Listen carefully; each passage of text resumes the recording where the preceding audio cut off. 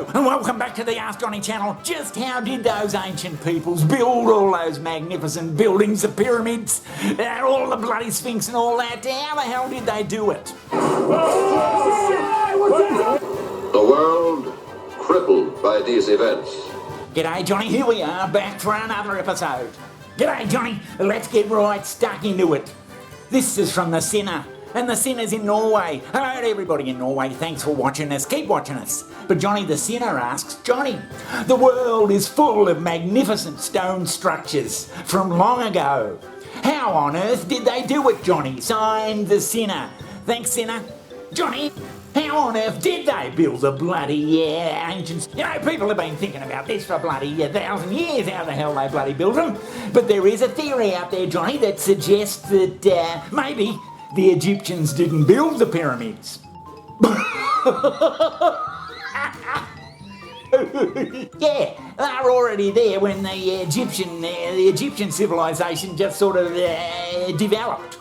Do you remember back in school when they said that the stone blocks cut by the ancient Egyptians were so precise that you couldn't fit a razor blade or even a human hair in between them? Well, this is what they meant. Look at that. The precision cut of these massive and extremely hard granite blocks is so unbelievably exact that it's difficult to even differentiate the two stones together. What, a civilization before the Egyptians? Well, Johnny, some of those bloody rocks in the pyramids are 50 tons. 50 tons? How the fucking hell do you get 50 tons back before the wheel? How do you get bloody rocks 50 tons way up in the air? But Johnny, surely, the powers that be in archaeology, they know everything. Have a look at these rocks, Johnny, cut bloody thousands of years ago. Along with the many other unexplainable feats, undoubtedly left by a highly advanced, highly capable lost civilization, there are the countless examples of extreme precision stone cutting. Not only is this remarkable past capability visible in their many stone walls and fortresses alike. I'm not talking about aliens or any bullshit like that, Johnny.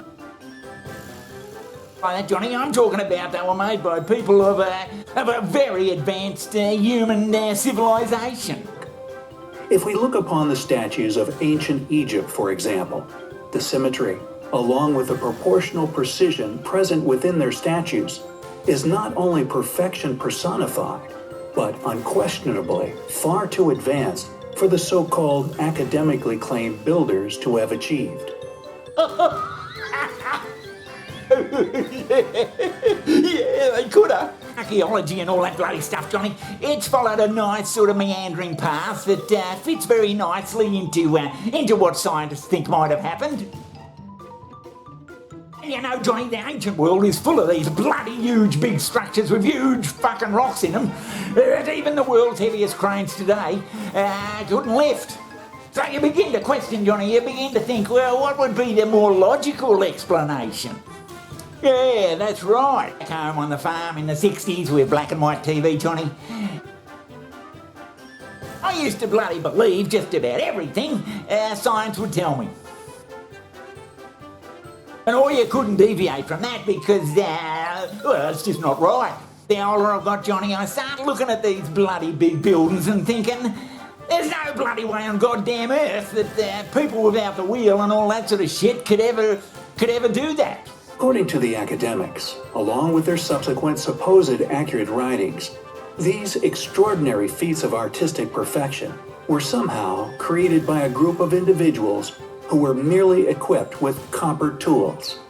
Not only is this claim clearly ignorant of reality, but to create such works of symmetrical accuracy was unquestionably the work of a group of individuals far more advanced than even that of the Victorians, let alone those who thrived along the banks of the Nile more than 3,000 years ago.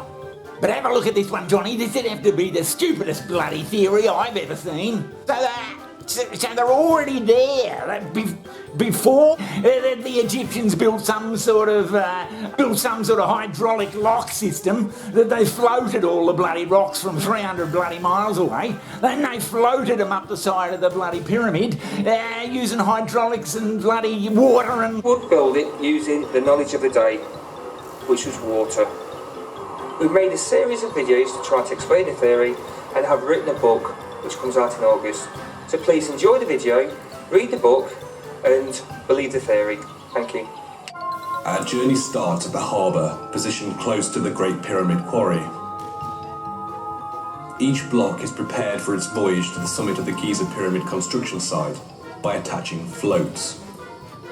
These floats, made of inflated animal skins and stomachs, are held securely in place using ropes and reed matting.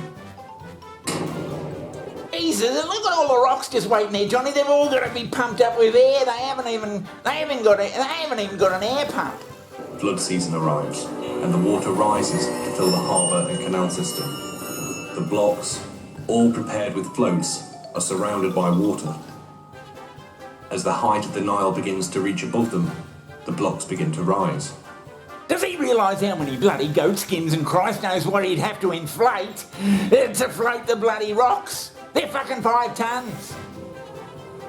The next stage is where the benefits of Chris's unique system for raising blocks to a higher level comes into play. The causeway that leads from the canal to the pyramid precinct is essentially a massive pipe or culvert that seals in hundreds of gallons of water. Holding the water in place are 2 locks, one located at the harbour and the second at the halfway point where the causeway changes direction.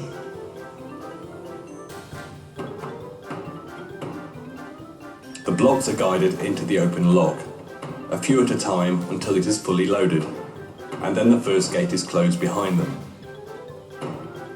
The second gate is opened, and the floating blocks gently glide up the sealed and water-filled causeway.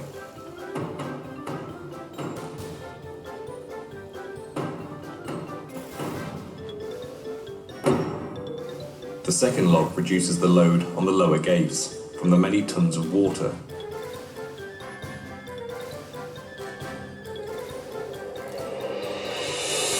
The blocks arrive at the top of the causeway, straight into the pyramid precinct. Each set in turn would then be delivered to the different shafts on each side of the pyramid by workers using reed boats. On each side of the pyramid, water-filled shafts extend up to the work area. As with the causeway, it starts with a sealed lock where the blocks are guided in.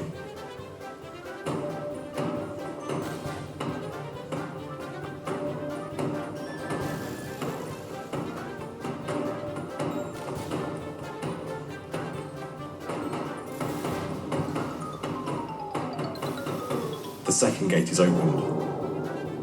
The blocks gently rise out of the lock and float steadily upwards, letting physics and nature do all of the heavy work.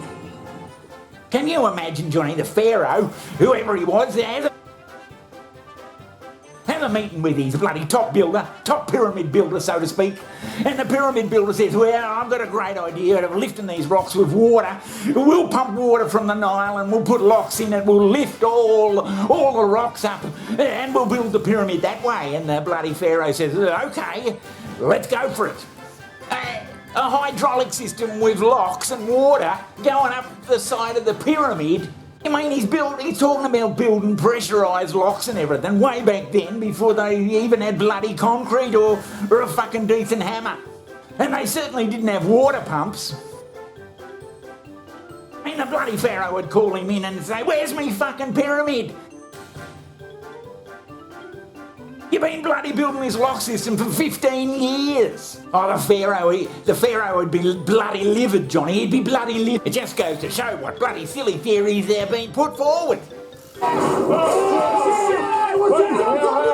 But cast your mind back, Johnny. Go back 1 million years. Perhaps there was a civilization on Earth 1 million years ago. Civilization on Earth, even more advanced than us, that could use whopping big cranes or whatever the hell there was. Or whatever the hell they had back then. Where did they go, Johnny? And they've actually gone and left and shot for the stars. There, they're gone.